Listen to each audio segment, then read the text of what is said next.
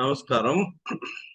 GST registration పొందిన వ్యక్తి, tax payer కానివ్వండి, ట్యాక్సబుల్ పర్సన్ కానివ్వండి, అతని లైఫ్ టైంలో అంటే అతను చనిపోవడానికి ముందుగా జిఎస్టి డిపార్ట్మెంట్ వాళ్ళు ఎటువంటి షోకాజ్ నోటీస్ ఇవ్వలేదు, ఎటువంటి ఆర్డర్ పాస్ చేయలేదు, ఏ డిమాండ్ ఎత్తలేదు.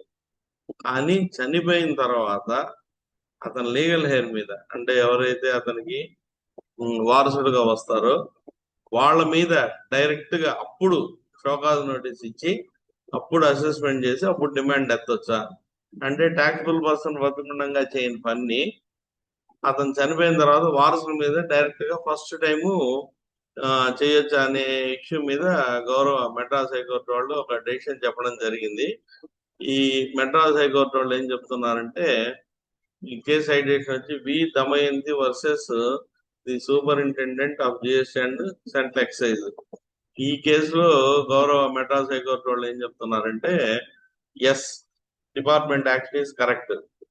Madras High Court has held that GST authorities are empowered to initiate fresh assessment proceedings against the legal heirs of a deceased taxpayer, even if no show cause notice or assessment proceedings had been initiated during the deceased taxpayer's lifetime. ఇది judgement.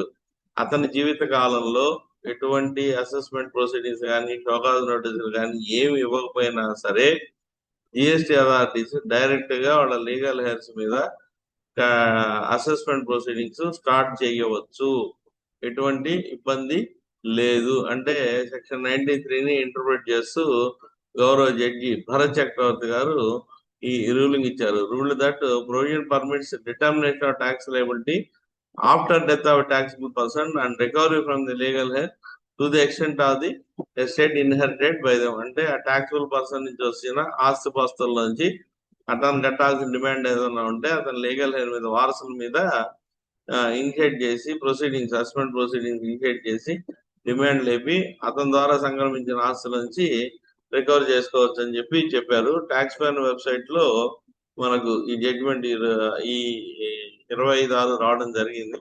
25/6/2026లో మీరు కూడా చదవండి. చాలా interesting judgement, మంచి దీన్ని interpretation చేయడం జరిగింది. ఆ లీగల్ ఇష్యూకి మంచి సొల్యూషన్ చెప్పారు. ఇక మీదట ఇటువంటి సిచ్యువేషన్ ఎవరైనా మీకు ఎదురైతే ఈ జడ్జిమెంట్ చదివి దీని ప్రకారంగా మీరు నిర్ణయం తీసుకోవాలని చెప్పి కోరుకుంటూ, మొదటిసారి నా వీడియో చూస్తున్నట్టయితే దయచేసి సబ్స్క్రైబ్ చేయండి. వీడియో నచ్చినట్టయితే లైక్ చేయండి, షేర్ చేయండి.